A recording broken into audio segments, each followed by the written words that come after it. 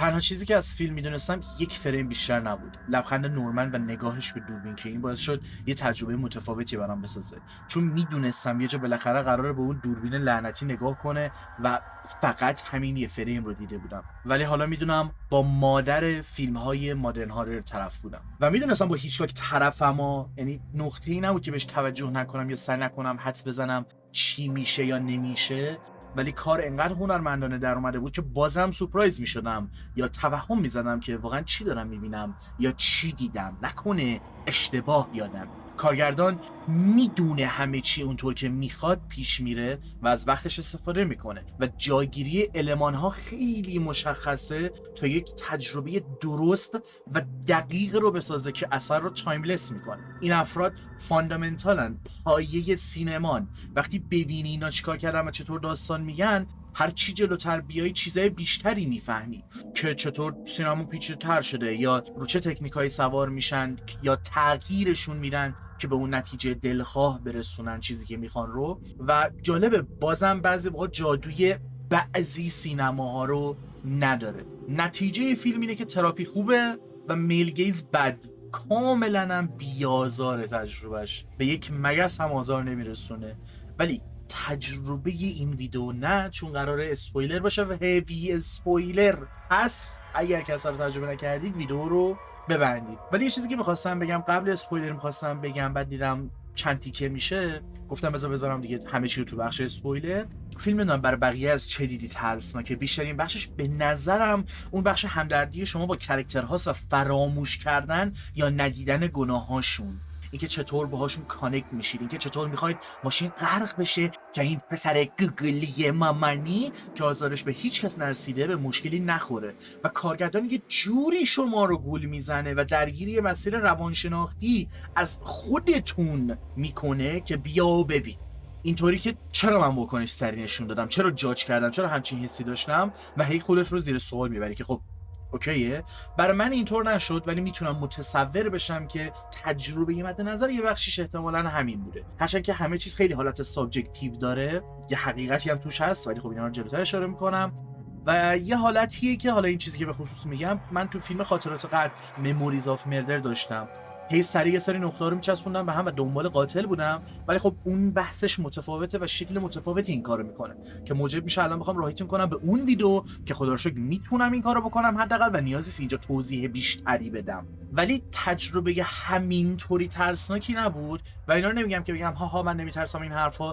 ببین من تا الان دو تا چیز گفتم. یکی این که شکل ترس رو من نمیدونم برای بعضی چه جوریه، یکی این که من یک فریم از اثر رو دیده بودم. همون یک فریم خب کافی بود که یک بخشی از تجربه منو به شکل قابل توجهی دچار تغییر کنه. ولی در نهایت اوکیه، یه پایان خیلی خوب داره و با اینکه اثر یک بلوپرینته مثل کار یک سری کارگردان‌های بزرگ دیگه، ولی دقیقاً مثل همون متاسفانه هر کسی نمیتونه همون چیز رو با همون دقت و ظرافت خلق کنه. بخش روانشناختی قضیه کلا ترسناک هست، ولی خب همینطوری هم بهم بگی و خودم بهش فکر کنم بازم داغون و ترسناکه. حالا چه تصویری آدم مهربون بهش بدی، چه داغون، چه هر داستانی بدی، چیزای روانشناختی واسه من خیلی درگیر کنندن و از وقتی یادم میاد یک شکلی از درگیری رو با این چیزای روانشناسی و فلسفه و چیزای روانشناختی کلا داشتم و اصلا خیلی اثر خاصیه. یعنی از تایتل خودش هم حتی استفاده میکنه. یه پروتاگونیست یا شخص خاصی نیست که درجا بتونیم این برچسب سایکو رو بهش بزنیم و همه سطحی از دیوانگی رو به شکل‌های مختلفی تو خودشون دارن. حتی ما یه مخاطب هم انگار پارانویا و اون دیوانگی رو میگیریم به خودمون به خاطر شکلی که کارگردان ما رو منیپیولیت میکنه و اون آنکنی بودن فیلم. یعنی حتی کاراکتر اول که میمیره، اگه بگیم مثلا این ستاپ فیلمی که بمیره این فیلم شروع شه، یک سوم فیلم رو میگیره. معمولا تایم خیلی طولانیه برای ستاپ کردن چیزی، ولی به خاطر اینکه کارگردان با ظرافت و دقت کارش رو جلو میبره، همه چی برنامه‌ریزی شده و هدفمند اون تجربه به خصوص رو میسازه و هی به نظر عوض میشه سابجکت و چیزی که باید دنبالش باشیم، ولی اینطور نیست. خود فیلم هم البته شامل چندین طبقه میشه که لیر بندی شده است. حالا اگه ما بگیم 3 بخش داره، 3 طبقه داره که زیر زمین، طبقه اول و طبقه بالاست و خب دیگه بالاخره علاقه هیچکاک به چیزای سایکولوژیکال خب چیز پنهانی نیست، پس مشخصا به شکل هوشمندانه این چیزا رو تو اثرش جا میده. دقیقاً تو زیر زمین که حالا ناخودآگاه باشه تو بالاخره حقیقت رو میفهمی و شخص خودش رو پیدا میکنه یا ما جسد رو و اون حقیقت رو که این یک آلتر ایگویی داشته. سوپر ایگو توی اون طبقه بالا چی میگه؟ راجع به آنکنی دابل و نظریه فروید هم دوست دارم یکم صحبت کنم، ولی تو مورد یکم اطلاعاتم کمه در حال حاضر و خیلی وقت پیش خوندم، شاید مثلا به 4-5 سال پیش برگرده.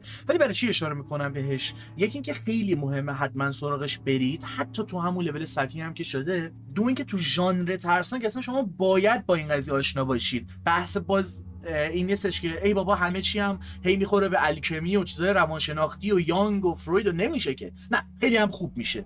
و توی حالا این ژانر ترسناکم به خصوص عملا دیگه یک چیز تکراری شده این قضیه، ولی هنوز ترسش داره که خب به کمک قوی بودن اون کنسپت و بگم اون چیزای روانشناختیه، اینکه به صورت تهدیدآمیزی و عجیبی شخصی که مثل ماست ولی نه و دیگریست، یه الترنیتی از ما باشه که ما نیستیم ولی ماییم. حالا توی این فیلم به شکل مادر این قضیه هست و نقش آینه رو هم باید در نظر گرفت.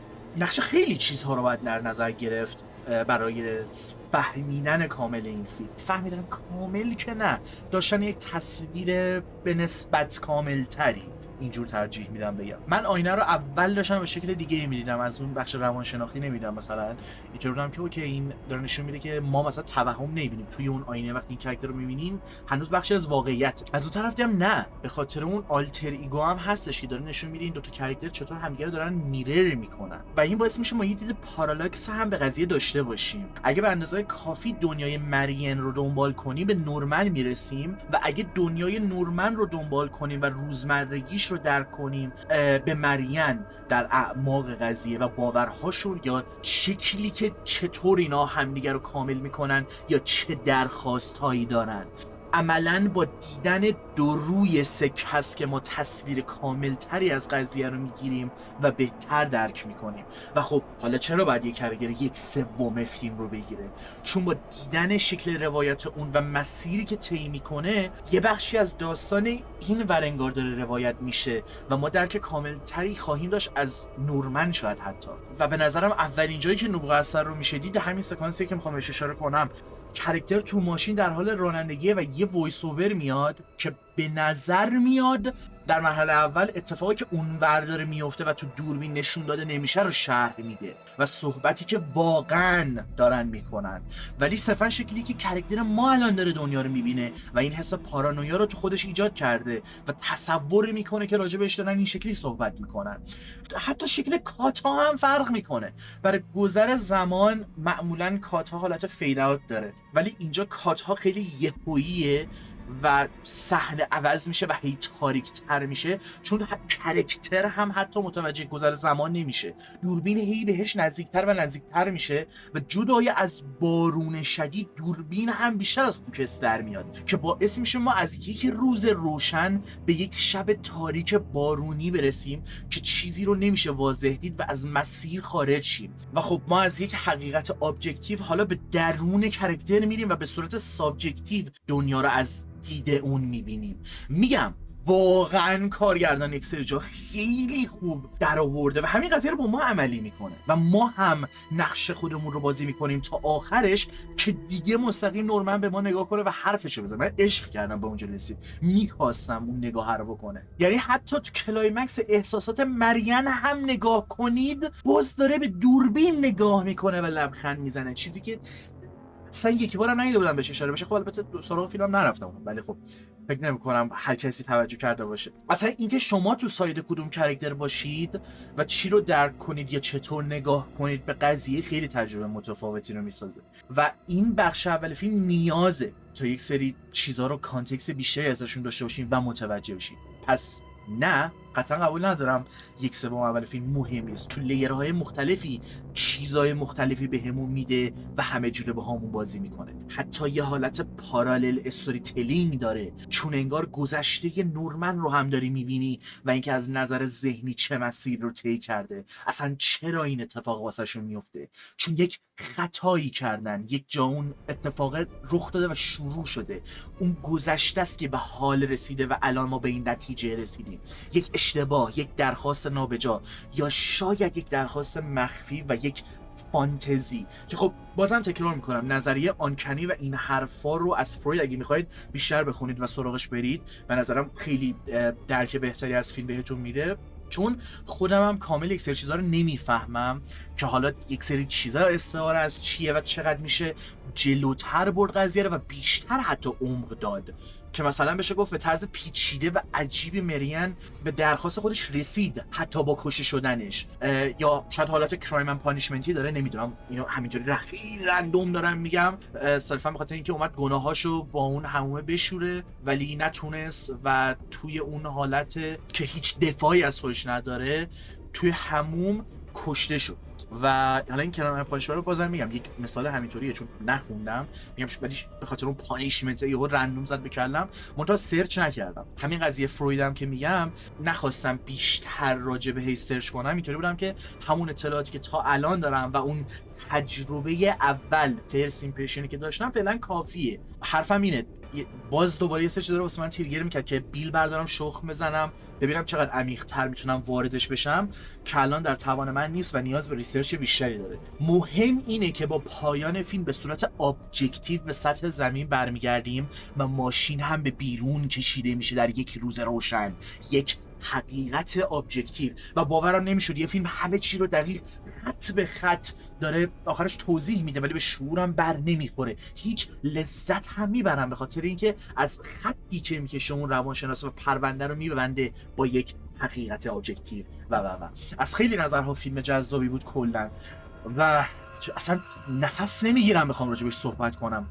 همین که چطور یه دوربین سابجکتیو در میاره، هیچکاک خودش هنرمندانه است، دوربین دنبال یه موضوع میگرده از همون اول فیلم و یه حالت پیوسته داره و وارد پنجره‌ای میشه که داستانی رو پیدا کنه برای دنبال کردن. نقش موزیک حتی خیلی مهمه و اینو البته بگم چون جلوتر گفتم من ویدیو ندیدم سر سایکو، ولی در اصل این کار کردم، منتها یه تفاوتی داره. من یه ویدیو 20 دقیقه اینا راجبش دیدم ولی صرفاً فقط راجب موزیکش دیدم، به خاطر اینکه دقیقاً قبلا گفتم چیزی که باعث میشه نخوام وارد این ویدیو باشم و ویدیو ببینم چون سر فرست ایمپرشن یهو نمیتونم دیگه ویدیو رو درست کنم، به محض اینکه چیز میکنم، به محض اینکه مثلا ویدیو میبینم یک سری حقیقت‌های جدیدی رو باهاشون آشنا میشم که نمیتونم ببینم من با اون متن اولی که داشتم دارم مثلا خیلی از اون چیزا رو دارم نادیده میگیرم. ولی یه ویدیو 20 دقیقه اینا راجع به نقش موزیک و شکلی که داستان میگه دیدم، به خاطر اینکه 2 تا سوال بزرگ داشتم که هیچ جوابی براش نداشتم و اصلا سر همین سرچ کردم. از اول اصلا واکنش اولیه انگار نبود که بخواد خرابش کنه، واکنش اولیه هم باز دقیقاً همین چیزی که دارم الان میگم، چون یکی شکل کات ها بود که مثلا دیدم پاس کردم جونم بچه‌ها من راجع به کات ها دقیق نمیدونم، اونقدر نمیدونستم، یه مقدار صحبت کردم به نسبت یک سری اثرهای دیگه‌ای که باعث شدن راجع به نقش کات سرچ کنم ولی اونقدر نمیدونستم، اونو سرچ کردم که باعث شد بگم holy fucking shit مثلا توی این فیلم اون گذر زمان رو در میاره. یکی همین موزیک که حقیقتا چیز عجیب و غریبی اونقدر به هم اضافه نکرد، به خاطر اینکه صرفا فهمیدم اوکی تجربه که داشتم درست بوده و یک سری باورهام شاید اشتباه، چون یه سری جا می‌خواستم ببینم خب این آیا کلیشه‌ایه که مثلا می‌خواد اینجا حس ساسپنس و یه سری چیزا واسه من در بیاره یا چقدر درسته که اینجا انگار مثلا عمدن وقتی موزیک قطع میشه می‌خواد یک حس امنیتی بده و میگم اونقدر برداشت و تصور دور از ذهنی نداشتم. مثلا خیلی جاها میتونم بگم که آقا شروع فیلم موزیک در جا بهتون میگه این فیلم جناییه، قتله، ولی جلوتر که میره یه حالت رمانتیک داره ها، ولی انگار هنوز همون حس مرموزانه رو داره و خب وقتی همه اینا به ظرافت کنار هم گذاشته شده خیلی چیزها رو میتونه تعریف کنه، اخلاق کاراکتر باشه یا سطحی که درشون قرار دارن. مثلا نشون میده جایی که مریم صاحب کارشو میبینه تو خیابون اوج میگیره موزیک با شدت و حالا چه شکلی و چطور مثلا استفاده میشه از این موزیک خیلی بیشتر میشه صحبت کرد.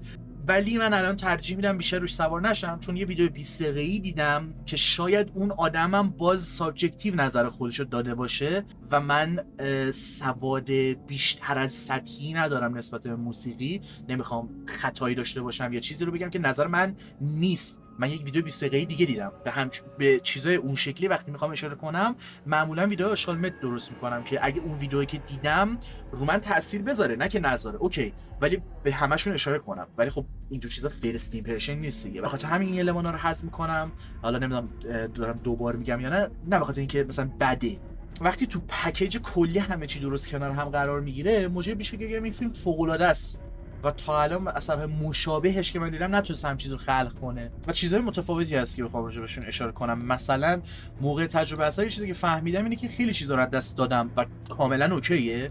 من هوک شده بودم به یه بخش دیگه یه قضیه شاید، ولی اگه به یک سری چیزا کمتر اشاره کردم دلیل بر بد بودنشون نیست. مثلا راجع به دوربین و حرکت کاراکترها و کنترلشون نسبت به دوربین، کامپوزیشن یا چیزای این شکلی کم صحبت کردم، دلیل بر بد بودنشون نیست. اتفاقا خیلی نقش مهمی رو ایفا میکنن که اوج این قضیه رو میشه به نظرم تو صحبت نورمن و مرین دید. حالا اصلا چرا میگم همچین چیزی رو که من ممکنه این چیزا رو از دست داده باشم و نفهمیدم و اینا؟ یه اتفاق جالبی افتاد. من این کاری پیش اومد، یه دقیقه فیلمو پاس کردم، از اون فرصت استفاده کردم راجع به چند چیز صحبت کنم. کلیا گفت فکر کنم دوش گرفتنش برای شستن بار گناهاش بود که خب من اینجوریام چرا من به این دقت نکردم، راست میگه اصلا متوجه نشدم این حرفا، در صورتی که بارها با این قضیه درگیر بودم، مثلا به شکل مختلف، نماد آب، نماد شستن، این چیه اون چیه، که دیگه همه جا واقعا استفاده میشه به شکل‌های مختلف. به بچه‌هام داشتم همینو میگفتم که چقدر برای شخص من باحاله، اصلا خوبه، من راضیم از این قضیه که من شخصا یه چک لیست ندارم، منتقد بازی در نمیارم که تک تک چیزها رو هی تیکشون رو بزنم و تو تجربه و مسیری که با اون اثر دارم خودم قرار میدم و یهو به یک سری چیزا توجه میکنم که باعث میشه یک سری چیزا از دستم در بره. و حالا بحث این هم شد که آقا برای بعضی هم میتونه حالا به خاطر دلایل دیگه باشه، مثلا کسی فکر نمیکنه بعضی موقع روزمرگی کسی یهو نماد خاصی داشته باشه تو اثر، یا بخواد چیزی رو اچیو کنه که آقا خب زیر بارون بوده میخواد دوش بگیره دیگه، میخواد چی باشه مگه، که حالا چیز این شکلی بمونه برای ویدیوهای بد. ولی آره کل تجربه یه فیلم سایکو چیز فوق العاده بود، خیلی لذت بردم. هنوز به طرز احمقانه ای، اونایی که دیگه تا اینجا چنل من ساب دارن و محتوام دیدن میدونن چی میگن، این فیلم سایکو اوکی 5 از 5، ولی برای من 4.5 از 5. یعنی نه به خاطر اینکه ایراد داره، نه به خاطر اینکه بده، اصلا مغز آدم منفجر میکنه. تو 1960 هیچکاک دیگه، بالاخره هیچکاکه، ولی از اون چیزای فیوریت و خیلی پرسونال نیست، حداقل در حال حاضر برای من. شاید یک سال دیگه چیه، اصلا یه هفته دیگه دقیقاً پرسونال ترین چیزی باشه که منو تو یک مسیر عجیب و غریبی قرار داده، یا مثلا داغونم کرده، یا منو ساخته و یه چیز عجیب و غریب شده. ولی آره تجربه‌ای که من با فیلم داشتم، چیزایی که من بهشون توجه کردم اینا بود و دوست دارم نظر شما رو بشنوم. شما شکل تجربتون چطور؟ مثلا شما چیزی رو از قبل اسپویل شده بودید یا نشده بودید که باعث بشه یک تجربه به خصوصی داشته باشید؟ منم میگم اسپویل نشده بودم، اون یک فریم رو دیده بودم ولی تو ذهنم هک شده بود، یعنی تا حدی که اولین شاتی که مثلا کاراکتر رو نشون میده تو دوره، از دوربین دوره، توی بارون، نصف صورتش معلوم نیست، اینطوری بودم که این همون کاراکتر نیست، اون واسه فیلم سایکو بود. یعنی اصلا نمیدونستم اون شات برای فیلم سایکو، یا حداقل یادم رفته بود این یه مورد رو واقعا یادم نیست الان. حتما اگه قراره کامنت کنید هیوی اسپویلر بذارید، با اینکه از همون اول گفتم ویدیو هیوی اسپویلره، ولی خب یه موقعی یک سری اول کامنت ها رو میخونن، میخوام که کسی اذیت نشه و میدونید یه تجربه لذت بخش داشته باشه. تجربه شما چه شکلی بود با فیلم؟ و هر جوری که دوست دارید، هر جوری که راحتید بگید و هر چی به ذهنتون رسیده، اصلا خواستید بپرسید مطرح کنید، اوکیه. مهم اتیتیود شماست که این اجازه رو بهتون میده یک سری سوال و چیزای ویرد رو حتی بعضا مطرح کنید. ممکنه منم یهو ذهنم جرقه بزنه به یه سمت جالبی بره که واقعا به یک چیزای خیلی خفنی آدم برسه. امیدوارم که از این ویدیو لذت برده باشید. امیدوارم که کامل بوده باشه و یک سری چیزا رو جا ننداخته باشم. خیلی سریع و پشت سر هم داشتم صحبت می‌کردم به خاطر اینکه نمی‌خواستم طول بکشه، نمی‌خواستم خیلی انرژیم کم بشه. امروز سومین ویدیویی که دارم رکورد می‌کنم و تازه می‌خوام برم یه اثر دیگه هم ببینم. به خاطر اینکه صدرا همیشه نیست و الان که اومده ترجیح میدم باهاش یه چیزی ببینم و امیدوارم این باعث نشده باشه که من گیج زده باشم، یه متنی رو جا انداخته باشم و اونقدر و اونطور که باید توجه نکرده باشم به اصلا که بعید میدونم. من واقعا خیلی لذت بردم. الانم صدر نبود نمیخواستم برم چیز جدیدی ببینم و اصلا بدم میاد از چیز زیادی پشت سر هم دیدن. اصلا تو بگو 2 تا چیز زیاد چیه. حالا دیگه داره میزنیم بیراهه. دمتون گرم که این ویدیو رو تماشا کردید و هر چیزی بود کامنت بگید. هر چیزی خودم اضافه کردم دیسکریپشن حواستون باشه، احتمالاً اونجا یه پیشنویسی یا یه چیزی اد کنم که مثلا ویدیو رو کاملتر کنه، یا اگه یک تصویر اشتباهی بهتون دادم یا منظورم رو بد رسوندم همیشه توی دیسکریپشن اصلاح میکنم. همین و شب روزگار خوش.